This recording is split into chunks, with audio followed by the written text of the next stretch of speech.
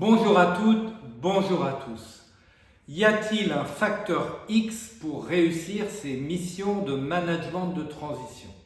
Alors, c'était la question que nous avons posée récemment dans un quiz et vous avez été une fois de plus très nombreux à participer, très nombreux à répondre.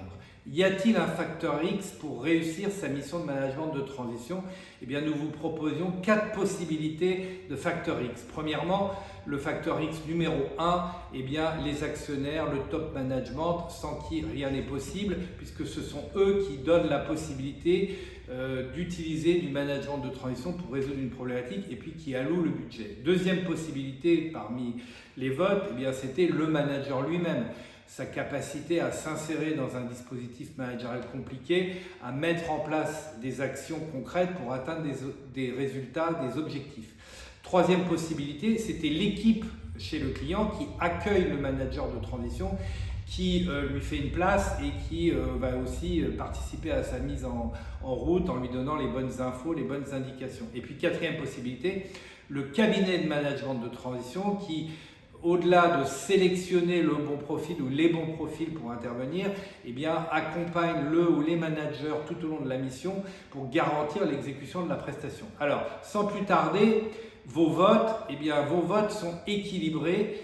30, 30, 20, 20, donc c'est à noter, un équilibre quasi parfait dans vos votes. Et 30% des votes, eh bien, vous dites c'est le manager qui est le facteur X parce que finalement c'est lui qui est en prise avec le terrain.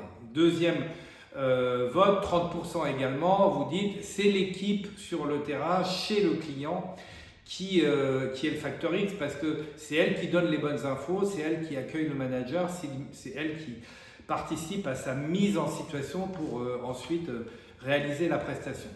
20%, eh bien, c'est le cabinet de management de transition qui accompagne le déroulement de la mission jusqu'à la finalisation des objectifs. Et 20% également, les actionnaires, le top management, qui rendent possible la mission de management de transition parce qu'ils acceptent le principe d'avoir recours au management de transition et ils dégagent des ressources pour mettre en place la mission.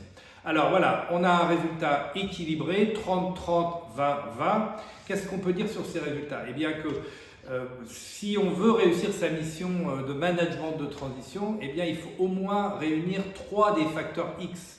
Voilà, 30 plus 30 plus 20 ou plus 20. Eh bien, si on veut être sûr d'atteindre l'objectif, il faut au moins qu'on aligne 3 des objectifs, 3 des facteurs X sur les 4. Et puis, sur ces 3 facteurs X sur les 4, il y en a 2 qui sont incontournables. Le manager, il ne peut pas y avoir de mission de management de transition sans le management.